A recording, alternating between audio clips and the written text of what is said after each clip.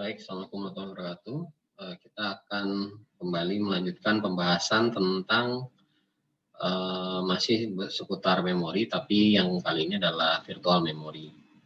Nah, kalau kita mengacu istilah virtual, berarti tidak sebenar-benarnya sebuah memori. Kita bisa membuat atau mengemulasikan sistem yang bekerja seperti memori yang kita buat di dalam media penyimpanan seperti hard disk atau flash disk.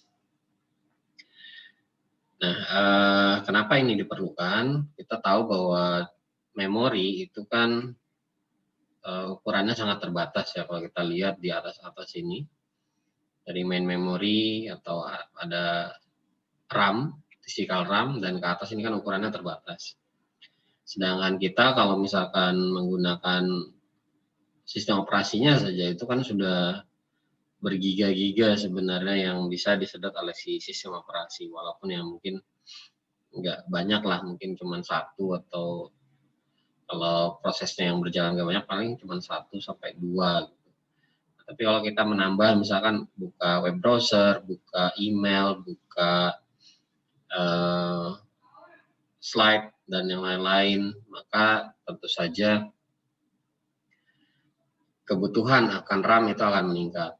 Kalau RAM-nya 4 GB pastinya nggak akan cukup. Apalagi kalau kita main game, misalnya kayak kemarin saya contohkan main game Call of Duty misalnya, itu bisa habis sampai dengan ya storage yang dipakai untuk instalasi sampai dengan 2 keping DVD, artinya sekitar 8 GB. Nah, itu kan berarti kalau kita muat semua di dalam RAM nggak akan cukup.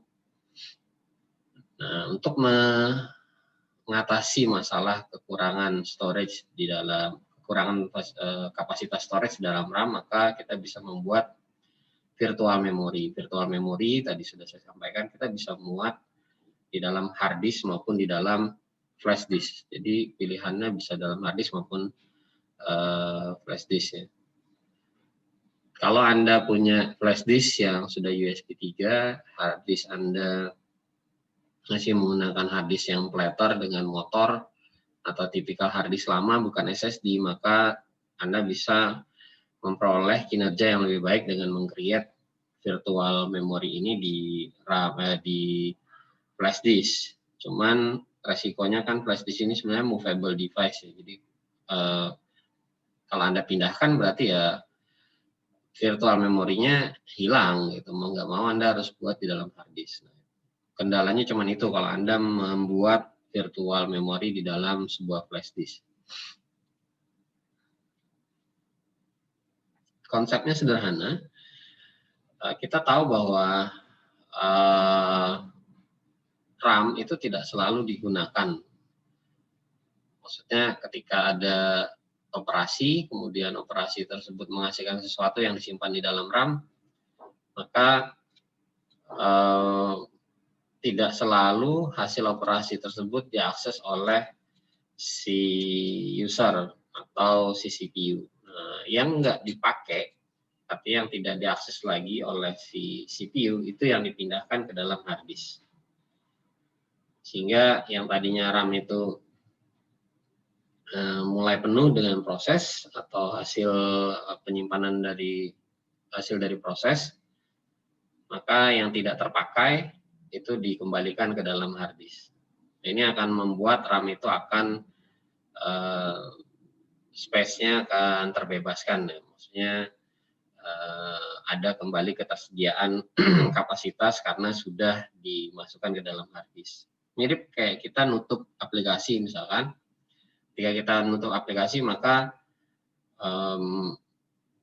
isi dari RAM yang tadinya adalah aplikasi tersebut itu akan dimasukkan ke dalam hard disk. Ini saya perlihatkan saja.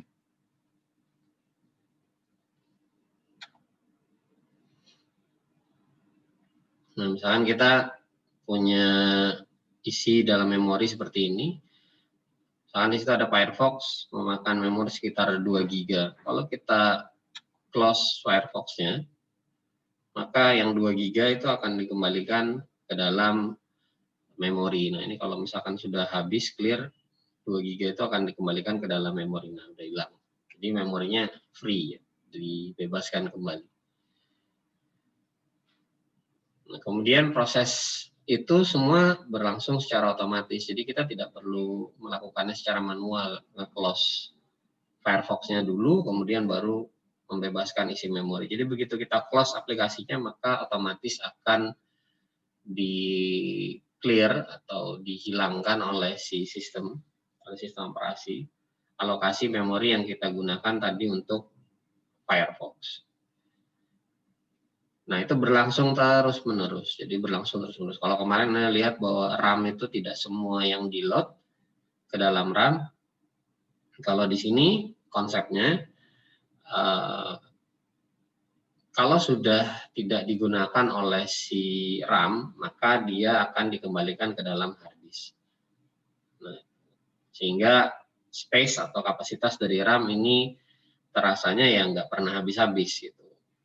Terasanya, walau ada satu titik nanti mungkin RAM Anda sudah sampai 100% penggunaannya. Nah, itu pasti akan terjadi ya penurunan kinerja yang cukup signifikan atau sampai hang atau lambatnya luar biasa.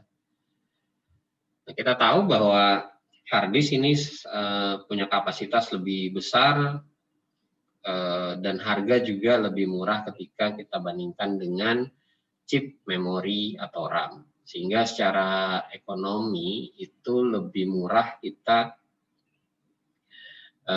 menggunakan hard disk sebagai media bantu untuk atau cache ya.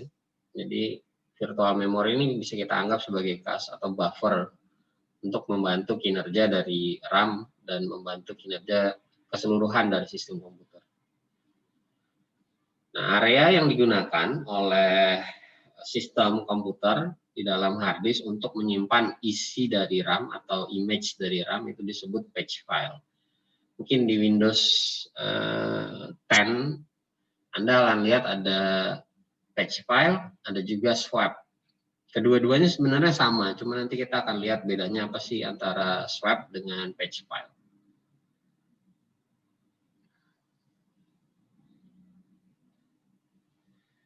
Patch file ini akan menyimpan isi dari RAM yang tentu saja tidak digunakan, jadi ditaruhnya ke dalam hard disk. Biasanya perpindahan data dari patch file ke dalam RAM dan sebaliknya itu dilakukan oleh si sistem operasinya. Nah, kita bisa nanti mengatur alokasi kapasitas hard disk yang diperlukan untuk patch file ini, jadi kita bisa atur.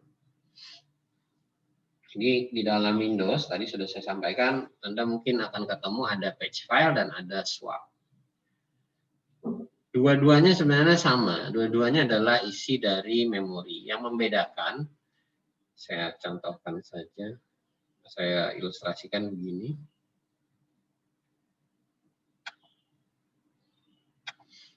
Kalau Anda punya sebuah memori, ini memori anggap aja kapasitasnya sekian blok. Nah, di memori ini ada blok-blok, ada page istilahnya. Kita kasih warna biru lah. Ada page-page di dalam sebuah memori. Nah, ini misalkan page-page ini mewakili satu proses yang warna biru, satu proses. Kemudian proses lain saya kasih warna hijau misalkan.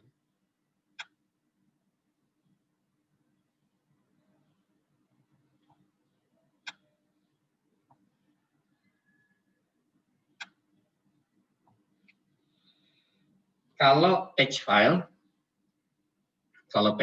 itu hanya menyimpan satu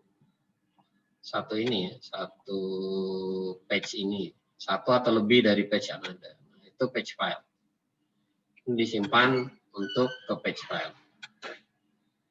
Kalau Anda menyimpan keseluruhan dari isi sebuah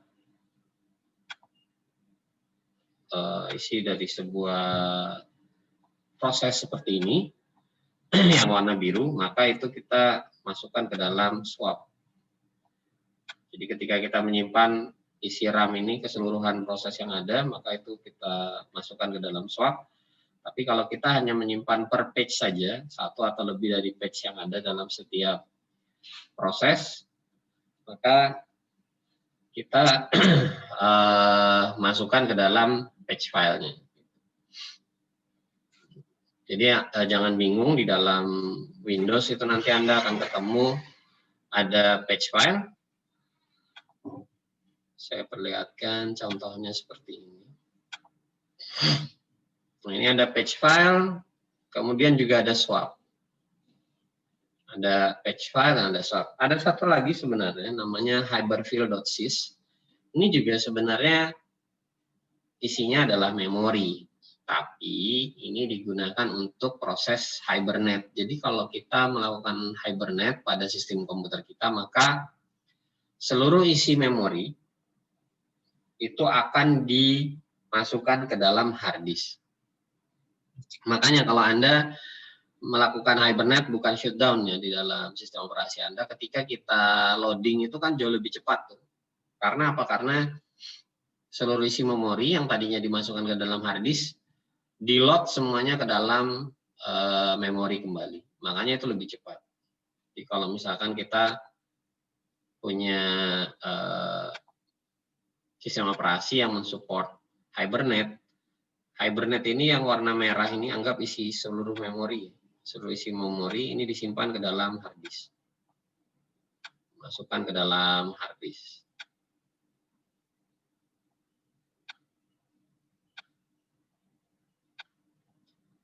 Pada saat proses Hibernate disimpan total seluruhnya. Pada saat proses dinyalakan lagi komputer, di-load lagi seluruhnya. Ini yang namanya Hibernate, sehingga lebih cepat.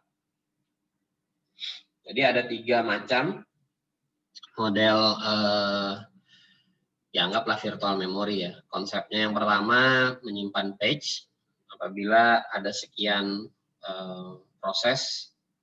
Kemudian proses itu punya beberapa page di dalam memori yang digunakan, maka kalau kebetulan ada beberapa page atau satu page yang tidak digunakan oleh si CPU atau tidak dilaksanakan operasi terhadap page tersebut, maka page tersebut kita simpan ke dalam page file yang warna hijau.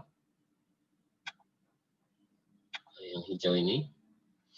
Kemudian apabila kita menyimpan keseluruhan dari proses yang ada, total keseluruhan proses yang ada, yang warna biru ini misalkan ada sekian page dalam seluruh proses, maka ini kita simpan ke dalam swap. Kalau dia tidak digunakan lagi ya, dan artinya kalau disimpan yang di dalam ini dihilangkan isinya, dalam isi memori ini kita hilangkan, masukkan ke dalam swap. Nah pada saat kita melakukan Hibernate, seluruh isi yang ada di dalam memori, anggap yang warna merah ini, kotak warna merah itu disimpan semua ke dalam hard disk. Kemudian baru komputernya dimatikan oleh si sistem operasi. Ketika dinyalakan, seluruh isi yang ada di dalam hard disk, maksudnya isi hyperfill tadi ya, itu akan dipindahkan ke dalam memori. Makanya kalau Anda ingin proses shutdown dan menyalakan lagi dengan cepat, itu saya sih recommended-nya pakai Hibernate. Jadi seluruh isi memori Anda dipindahkan ke hard disk, kemudian dari hard disk di-load kembali ke dalam RAM. Itu akan lebih cepat jadinya ketimbang Anda di shutdown, kemudian nanti di power on lagi. Itu biasanya isi RAM ini ditulis ulang sesuai dengan proses yang berjalan. Saya lebih prefer menggunakan Hibernate sebenarnya. Nah, ada beberapa hal yang terjadi pada saat kita menggunakan sistem operasi atau sistem komputer. Yang pertama, kita tahu bahwa kecepatan hard disk itu selalu lebih rendah daripada RAM. Kita masih ingat yang piramida ini. Piramida ini menggambarkan kalau makin ke bawah makin lambat, tapi kapasitasnya semakin besar. Kalau dia ke atas, itu kapasitasnya semakin kecil, tapi speednya semakin cepat. Kemudian yang problem yang kedua, kalau kita terlalu mengandalkan virtual memory, maka performance-nya akan drop. Ya kita punya RAM cuma 4 GB, terus kita besarkan virtual memorinya, nanti kita lihat tipsnya bagaimana kita bisa mengatur virtual memory ini bisa lebih besar kapasitasnya. Kalau misalkan saya punya komputer 8 GB, virtual memorinya bisa aja saya set 16 GB. Anda juga bisa seperti itu ya, kalau di rumah punya laptop 4 GB misalkan, virtual memorinya bisa aja Anda set manual dibesarkan jadi 8 GB misalkan, 2 kali lipatnya. Nah, tapi kita nggak bisa selalu mengandalkan virtual memory. Kalau kita terlalu mengandalkan ini, pasti performance-nya akan drop. Karena apa? Karena yang di atas ini tadi. Karena kecepatan di hard disk itu selalu lebih rendah. Makanya ini cara lain, trik lain, kalau misalnya Anda memang butuh virtual memory yang cukup cepat, Anda bisa pakai flash disk. Karena flash disk kecepatannya itu jauh lebih cepat daripada hard disk sebenarnya. Apalagi Anda punya flash disk yang USB 3, itu jauh lebih cepat daripada hard disk yang tipikalnya non SSD. Jadi ini kita bicara untuk hard disk yang SSD, yang non SSD. Jadi kalau misalkan Anda punya flash disk di rumah USB 3, Anda perlu pada saat itu virtual memory yang cukup besar. Flash disk Anda 8 GB misalkan, atau 32 lah, anggap aja 32, 16. Anda bisa bikin virtual memory yang ada di dalam flash disk. Sehingga itu akan sedikit membantu kinerja dari laptop atau komputer Anda. Nah, kalau tetap lambat gimana? Kalau tetap lambat ya berarti Anda harus upgrade atau menambah RAM yang ada di dalam laptop ataupun komputer Anda. Jadi kalau sudah Anda coba tambahin virtual memorinya masih tetap lelet, ganti hard disknya pakai SSD masih tetap lelet, ya coba dicek. Biasanya nanti akan muncul di sebentar, muncul di sini di task manager ini. Nanti Anda bisa tahu di sini berapa kebutuhan memori Anda. Jadi kalau misalkan memorinya sudah mentok di atas 80 ya berarti Anda memang perlu upgrade memori. Kayaknya tadi saya belum share ya yang Firefox tadi itu prinsipnya mana yang bisa saya close ya, ini aja nih. Yang tadi prinsip otomatis kita mengembalikan isi sebuah memori ke dalam hard disk. Ini kayak saya contohkan ada Windows Explorer, ada 2 proses yang berjalan atau task yang berjalan. Nah, ini ketika kita close, ketika kita close maka otomatis nanti dia akan langsung, saya ambil contoh satu Windows Explorer, saya close. Ini nanti dia akan langsung mengalokasikan, Anda bisa lihat di situ memorinya dipakai 69. Ketika di close, nanti dia akan mengembalikan sekian memori ke dalam hard disk. Kok belum kembali itu?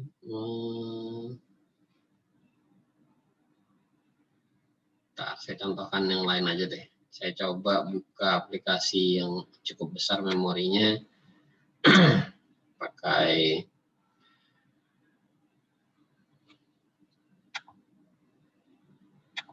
ini, saya coba memorinya dipakaikan ke ini Chrome. Anda bisa lihat di sini penggunaan memorinya di Task Manager cukup besar. Nah, 400, sekarang 500, sekarang 600. Yang tadi saya ingin perlihatkan prinsipnya memori akan dibebaskan secara otomatis kalau kita nge-close Chrome-nya ini. Kita close saja, CPU-nya juga naik sampai dengan sekian persen itu pada saat loading. Close. Nanti, nah itu. Yang tadi 500 tadi dikembalikan ke dalam hard disk. Konsepnya seperti itu. Jadi kalau dia nggak kepake, di back, balikan ke dalam hard disk. Tapi kadang tidak langsung kembali ke posisi awalnya gitu ya. Maksudnya dia tetap masuk dalam cache atau tetap masuk dalam virtual memorinya. Suatu saat mungkin dipakai lagi. Nah kan kemarin kita ada konsep cache hit dan cache loss.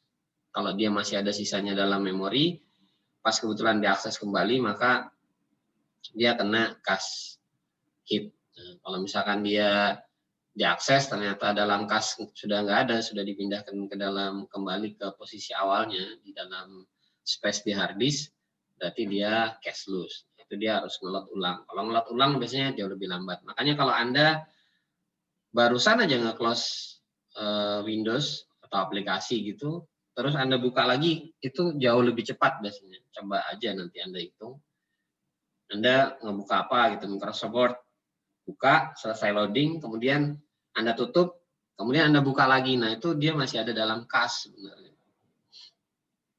Lain hal kalau Anda misalkan ya kalau mau aman sih buka Microsoft Word, kemudian Anda close, matikan komputernya, kemudian Anda coba lagi buka Microsoft Word setelah komputernya dinyalakan. Nah, itu biasanya akan lebih lambat. Karena apa? Karena isi dalam cache bisa jadi sudah nggak ada. Gitu. Jadi dia harus ngambil ke dalam hard disk. Prinsipnya sesederhana itu.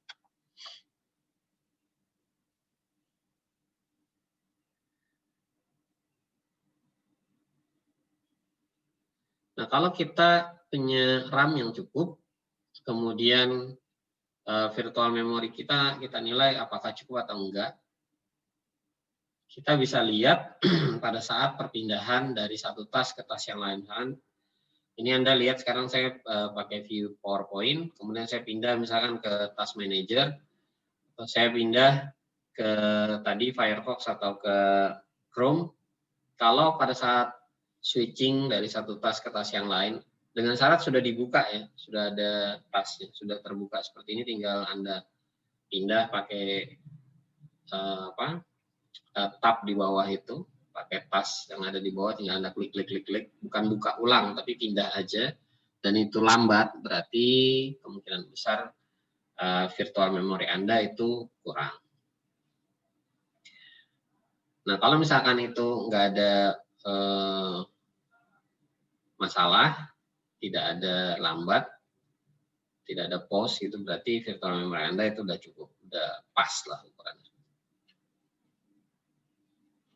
Nah, kalau Anda punya aplikasi yang sangat intensif berpindah dari RAM ke hard disk atau dari RAM hard disk dengan register CPU atau ke arah CPU-nya itu sangat intens, maka penggunaan virtual memory tidak cocok.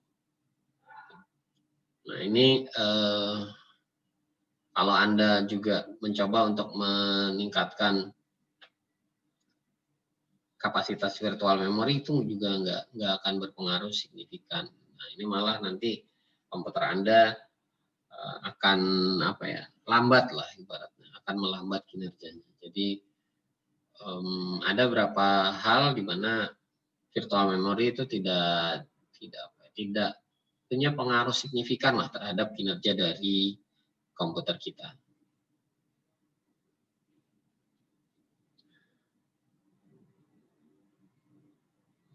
Ada best practice yang bisa kita gunakan untuk membuat atau mengelola virtual memory.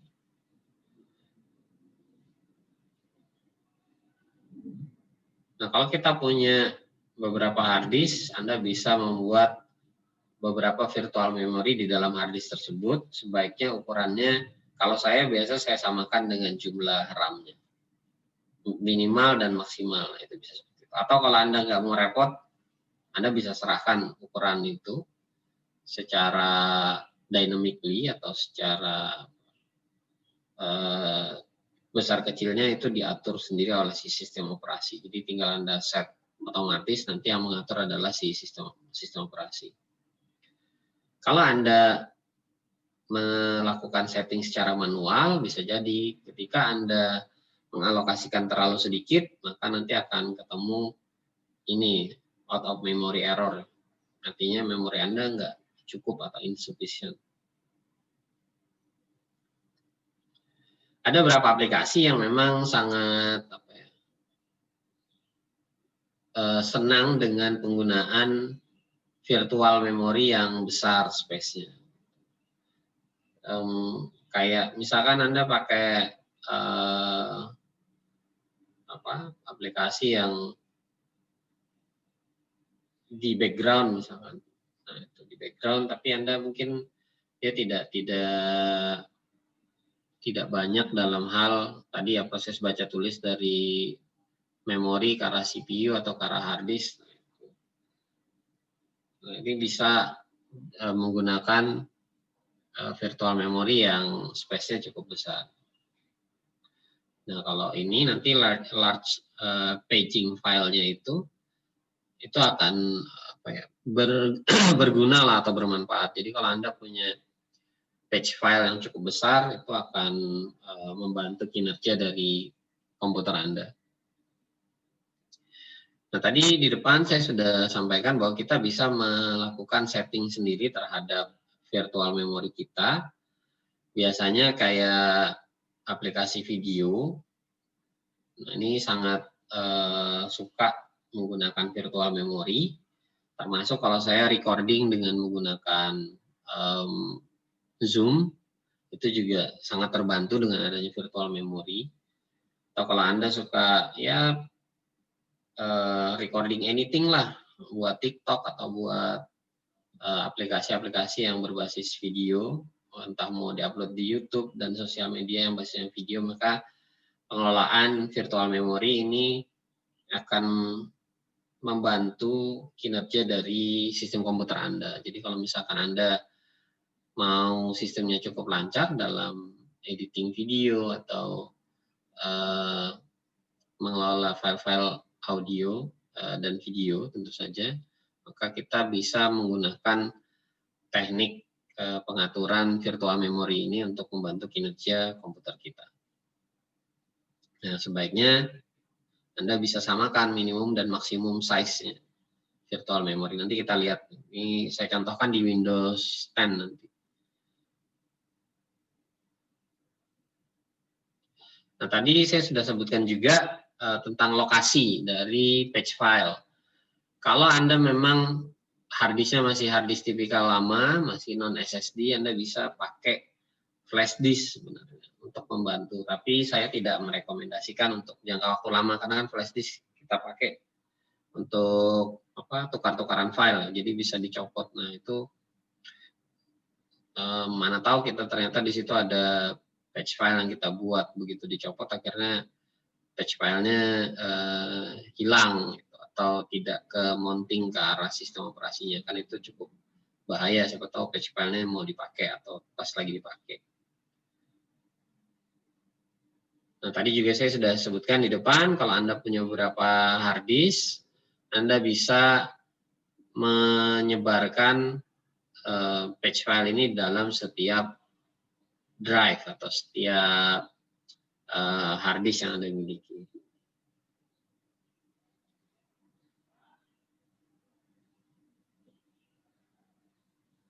Kemudian saya contohkan saja. Kalau kita mau setting di Windows, Anda bisa buka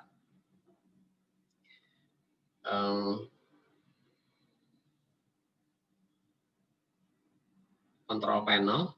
Di situ control panel, kemudian Anda masuk ke System and Security, kemudian di bagian Sistem. Nanti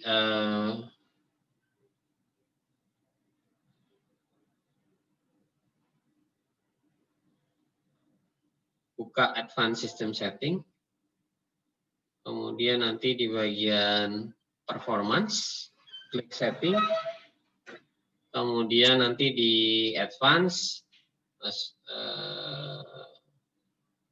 ada tulisan Virtual Memory. Nah, ini kita bisa ubah, change.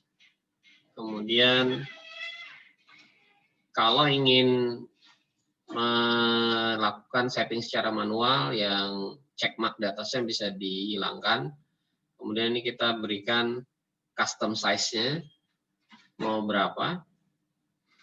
Tadi disarankan kalau misalkan kita menggunakan untuk video editing, untuk virtual memorinya minimum dan maksimumnya sebaiknya identikal. Saya juga punya tips, kalau Anda punya RAM 4 GB maka bisa 2 kali lipatnya. Buat saja di atasnya itu 8, berarti bawahnya juga 8. Ini dalam size mega ya, jadi tinggal dikonversikan 4 kali ya 2 tadi, 4 kali 2, 4 giga kali 2 maksud saya, jadinya 8 giga dikonversikan dalam bentuk megabyte. Diisikan di sini, nanti kalau sudah selesai Anda klik OK, kemudian nanti kita bisa lihat hasilnya. Kalau kita cek di Windows Explorer, kita buatnya tadi di C, maka Anda bisa lihat di bagian C, itu akan muncul di bagian bawah itu ada tulisan patchfile.sys. Nah, itu adalah virtual memory kita. Nah, ini kebetulan yang saya pakai di tempat saya ini masih dalam settingan yang dibuat sendiri oleh si sistem operasi. Jadi kalau kita lihat seperti itu, maka ini yang buat ada sistem operasi. Jadi bentuknya nggak fix. Di awal dan di akhir itu nggak fix. Oke, jadi Anda bisa pakai trik seperti itu. Nah, kalau misalkan Anda, Pak, saya harddisknya masih tipikal harddisk yang non SSD. Nah, ini Anda bisa buat di sini, misalkan nanti kalau pakai flash disk biasanya akan muncul di sini yang pakai flash disk. Anggap yang D itu flash disk ya. Ya, Anda tinggal buat di sini, patch filenya dibuat di sini, custom size-nya berapa. Atau kalau Anda mau nyerahkan itu ke sistem operasi, Anda tinggal sistem manage size-nya dikelola oleh si sistem operasi. Jadi Anda bisa memindahkan sebenarnya virtual memory itu ke dalam flash disk yang jauh lebih cepat daripada hard disk. Tapi ini sekali lagi cuman solusi sementara. Termasuk juga pengaturan virtual memory ini juga sebenarnya solusi sementara ya. Kalau misalkan Anda sudah atur, sudah maksimalkan, tapi masih juga lelet, berarti solusi berikutnya Anda harus menambah kapasitas RAM Anda. Nah, itu pasti akan meningkatkan kinerja. Atau harddisknya diganti. Harddisk cukup signifikan mempengaruhi kinerja dari sistem komputer Anda. Kalau Anda masih pakai harddisknya SSD, non SSD, nanti Anda bisa lihat di dalam task manager ini, Anda pasti akan lihat disk ini pasti nanti utilisasinya itu bisa lebih dari ya lebih dari 100%. Ya mentok-mentoknya 100% lah di sini ditulisnya. Jadi dia nanti tulisannya 100 terus. Nah, kalau sudah sampai segitu berarti Anda memang harus upgrade hard disk. Jadi dari sini sebenarnya Anda bisa ngamatin mana yang harus Anda upgrade. Memori kah, hard disk kah, atau CPU.